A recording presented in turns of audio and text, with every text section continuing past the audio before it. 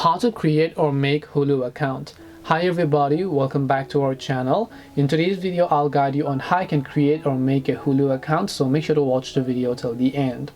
In order to create or basically make a Hulu account, it's actually quite simple. All you have to do is simply go ahead and then first of all open your browser and just go to hulu.com.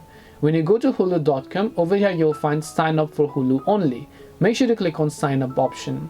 Once you click the sign up option, all you have to do now is basically choose your plan. You can select Hulu or monthly plan or whatever else you prefer. Otherwise, you should be able to simply click the select option.